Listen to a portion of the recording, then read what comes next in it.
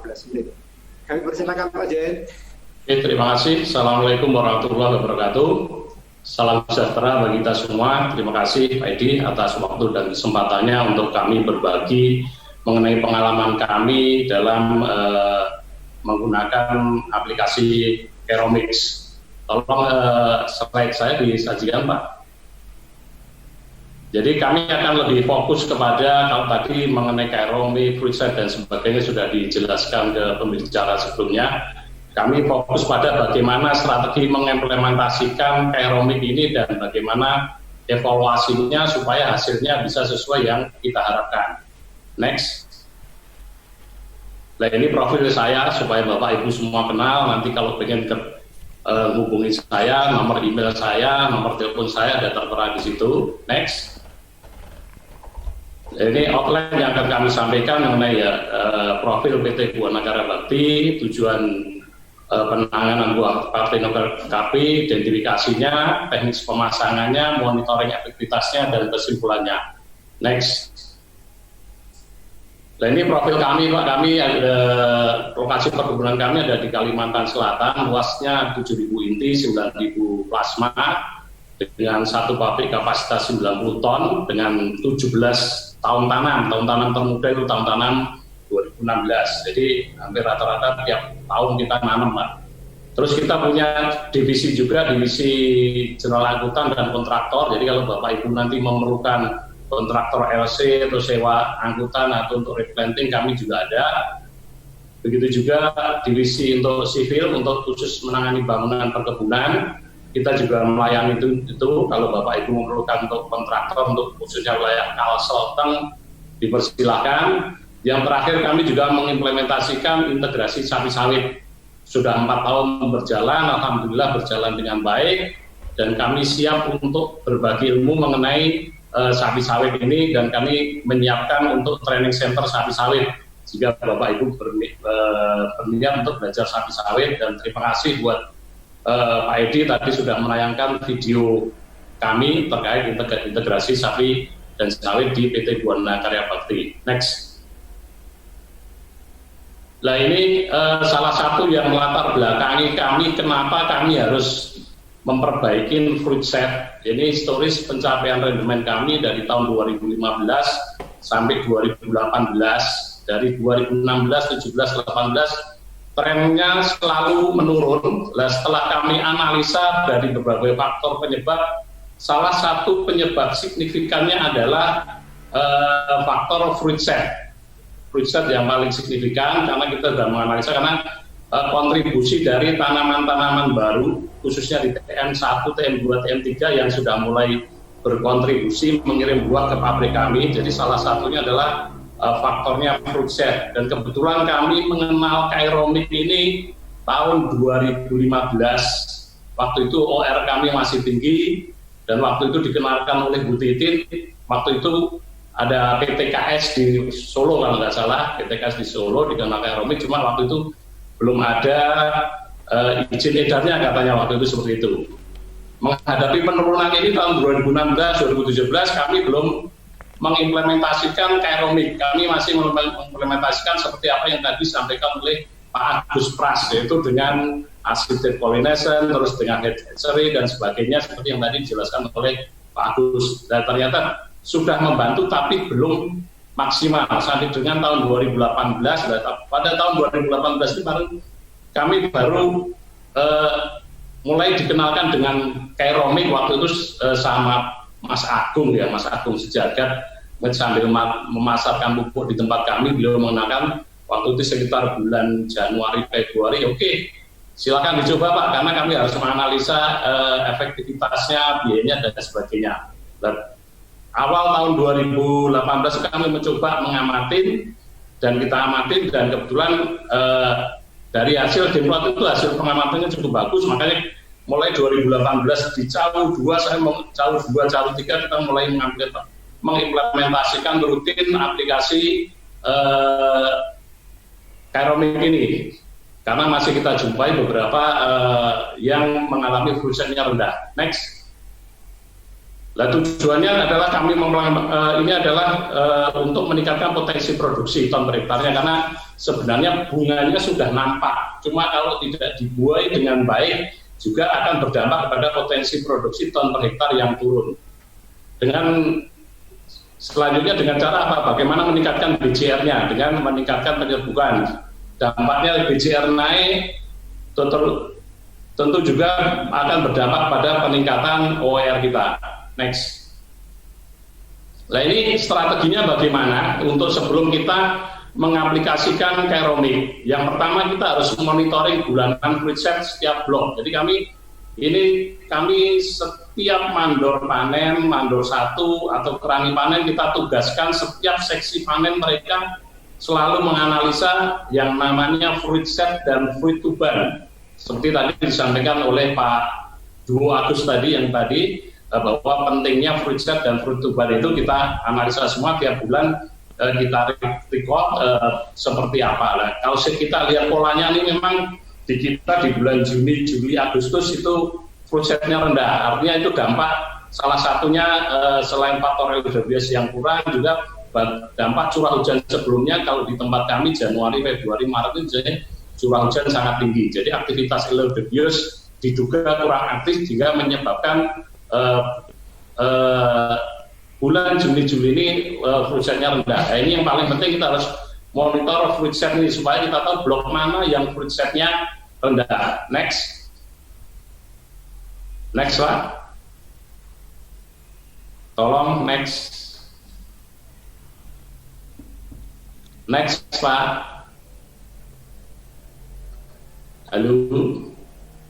Tolong slide-nya digerakkan Pak. Halo.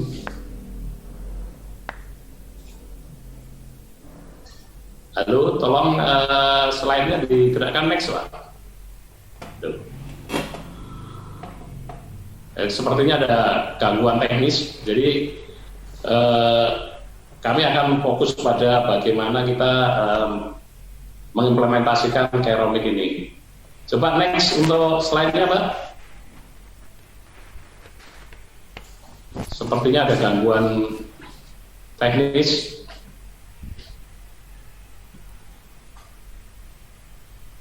Ya, gerak. Next, Bapak.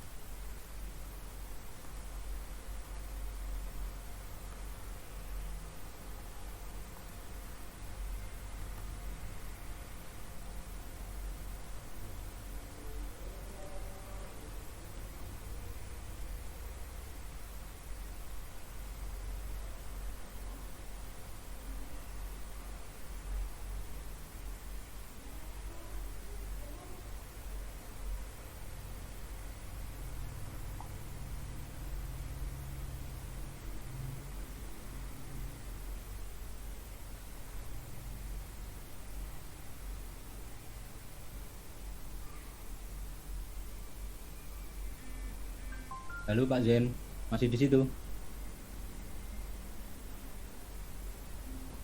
Masih ada Pak, kita coba pakai slide kita dulu, kita jalan sepertinya ada gangguan teknis. Ya, harus nampaknya gitu Pak. Mas Pras. Iya Pak. Oh. Ya, lanjut Pak. Lanjut, mohon maaf ada gangguan sinyal. Ya, sepertinya. Ya, Seperti sudah. kita pakai. Mohon maaf Bapak Ibu, sepertinya ada yang gangguan sinyal nih.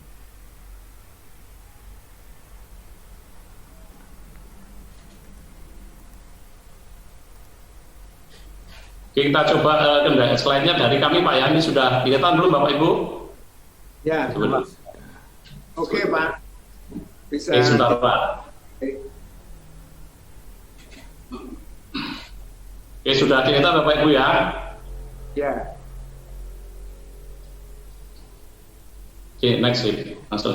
Jadi kita langsung lanjut ke, nah ini tadi sampai kepada monitoring fruit set-nya sudah kami jelaskan tadi. Lanjut ke slide berikutnya, next. Selain kita harus monitoring fruit set, kita juga harus identifikasi seks rasionya. Kalau seks rasionya, kalau Pak Agus Pras tadi ngitungnya bunga jantan, bunga betina dibanding total bunga. Kalau kami bunga jantan dibagi total bunga. Jadi kita setiap kita metode sensus seks rasio ini kita barengkan dengan sensus produksi. Jadi sensus produksi kami kita lakukan per tahun, jadi setahun 3 kali. Jadi di dalam sensus produksi itu kita juga hitung seks rasionya yang di dalam peta itu kita yang dalam tabel itu yang kita blok kuning itu satuannya persen. Jadi kita ada salah satu kebun yang bunga jantannya hanya 0,44%, jadi sangat-sangat sedikit dan memang kebetulan waktu itu juga fruit set-nya drop sampai sekitar 25-30%. Jadi tujuannya kita supaya tahu blok-blok mana yang memerlukan keromik. Ya, jadi identifikasinya selain fruit set juga blok yang seks rasionya rendah, artinya bunga jantannya rendah. Seperti yang kita blok kuning itu hanya satu blok saja yang 5,75%. Itu di blok F7, lainnya sangat-sangat rendah. Nah, ini yang mengkhawatirkan kami yang berdampak kepada kaitannya dengan food set. Next.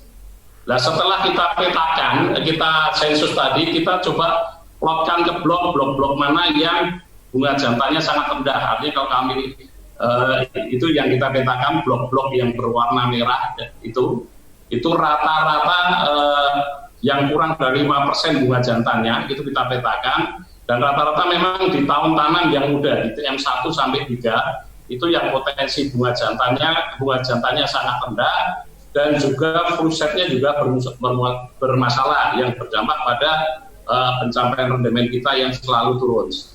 Selain itu kita juga kita sensus juga populasi eladibiusnya. Jadi eladibiusnya di blok-blok yang merah yang sudah kita tandain itu plus blok-blok kiri kanannya populasi eladibiusnya seperti apa, kurang atau tidak. Dan rata-rata yang bloknya merah itu memang populasi eladibiusnya sangat kurang dari 20.000 per hektar. Next. Nah, setelah kita sensus, kita plotkan petanya, baru bagaimana kita strateginya memasang keromik. Kalau yang di peta yang sebelah kiri Bapak, yang itu ada tulisan warna hijau kebun pribadi, itu rata-rata yang warna merah dan warna coklat itu yang tadi kita sensus hampir semua sekitar 500 hektar itu seks rasionya sangat rendah. Tapi diuntungkan ada kebun pribadi, kebun masyarakat yang bunga jantannya sangat tinggi. Nah, itu nanti kita memerlukan metode pemasangan keromik yang berbeda. Kalau yang sebelah kanan itu sebenarnya penarikan dari internal, artinya satu blok yang kebetulan fruit set-nya rendah, set bunga jantannya juga rendah, itu hanya satu blok. Nah, itu juga metode pemasangannya berbeda, itu hanya menarik dari kiri kanan blok yang bunga jantannya tinggi. Next. Nah, ini tadi yang sampaikan metode pemasangannya. Kalau tadi yang hamparan luas dan di dalam tidak ada potensi bunga jantan yang cukup, sementara sumber bunga jantannya itu ada di luar kebun kita pakai metode yang B, sistem estafet. Jadi sistem estafet itu kita pasang di blok yang berbatasan dengan blok yang potensi bunga jantannya tinggi, kira-kira di pokok keempat. Habis itu kita estafetkan lagi di pokok ke sekitar 25, pokoknya jarak antara 150 sampai 200 meter, karena efektivitas dari karomik itu jangkauannya sekitar plus minus 200 meter. Jadi itu kita estafetkan dari blok yang bunga jantannya banyak, kita estafetkan menuju blok kita yang bunga jantannya sedikit. Jadi kita pakai metode estafet. Kalau di dalam blok kita hamparannya luas dan tidak ada sumber bunga jantan maupun sumber eladubius di situ. Jadi eladubiusnya kita datangkan dari luar dengan cara kita tarik dengan pakai aeromix. Di samping kita kombinasikan juga dengan pemasangan hatchery itu. Terus untuk yang metode A, yang sistem perata itu yang kita pasang tiap dengan rasio 1-2 saset per hektar, rotasi penggantian 1,5 sampai 2 bulan. Kita pasang di pelepah yang paling mudah, tujuannya supaya apa? Supaya tidak terpotong saat oleh orang pemanen. Nah, untuk yang blok yang fruit setnya rendah dan bunga jantannya rendah dan dikelilingi oleh blok-blok yang bunga jantannya tinggi, nah itu kita sistemnya adalah sistem merata. Jadi 1 hektar 1-2 saset per hektar ya kita pasang di tengah-tengah blok supaya bisa memicu eladubius datang seperti itu. Nah itu teknis pemasangannya. Next. Nah, setelah kita pasang semua ya kita lakukan monitoringnya, efektivitas pemasangan karomiknya bagus atau hasilnya seperti apa. Dan susah.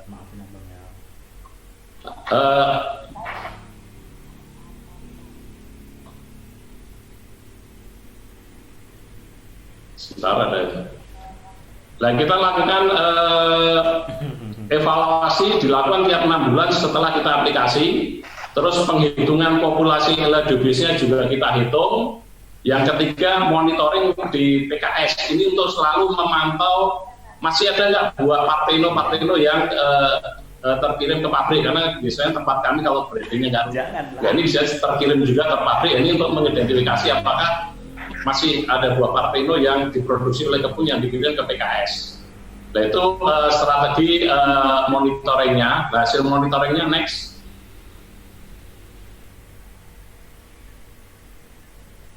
Nah, monitoringnya ini ada yang sebelah kiri adalah blok kontrol. Jadi blok kontrol itu kita hitung eladubiusnya, kita hitung juga fruit setnya. Kenapa kita pilih di blok kontrol yang kondisinya standar? Artinya standar jumlah eladubiusnya melebihi 20.000, fruit setnya ya sudah mendekati standar 73%. Karena ada kekhawatiran dari sisi kami bahwa begitu dipasang kairomik di salah satu blok hanya akan terjadi perpindahan eladubius, artinya kan seperti kita mencet balon, dipencet di sini melembung di sana, artinya ada kekhawatiran kita pasang kairomik di sini terjadi mobilisasi kairomik di eladubius di blok-blok yang normal menuju ke blok yang kita pasang kairomik, akhirnya mungkin yang blok yang normal jadi tidak normal.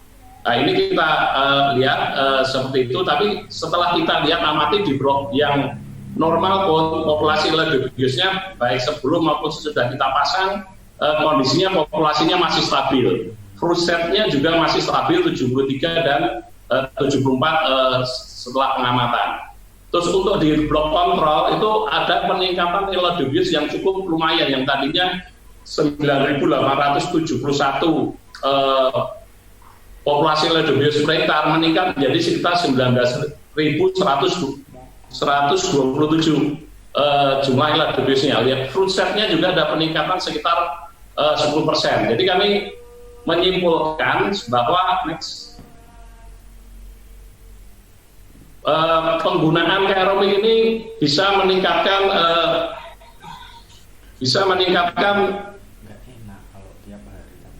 lanjut. Nggak usah ini. Bisa meningkatkan fruit set sekitar 10%, juga populasi eladubiusnya jadi merata dan akhirnya juga berdampak kepada yang OR kami yang tadinya trennya turun tahun 2019 sudah naik kembali ke 25,1, dan tahun 2020 ini sampai dengan bulan Juni kemarin sudah 25,5, ya mudah-mudahan ini bertahan. Cuma ini bulan-bulan Juli ini mulai tren agak turun lagi. Kami melihat memang trennya biasanya fruit set di bulan-bulan Juni-Juli ini agak turun karena dampak curah hujan sebelumnya. Tapi minimal dengan adanya penggunaan karomik ini kita bisa meningkatkan fruit set dan dampaknya juga peningkatan terhadap rendemen pabrik kita. Itu saja, terima kasih atas kesempatannya. Assalamualaikum warahmatullahi wabarakatuh. Salam.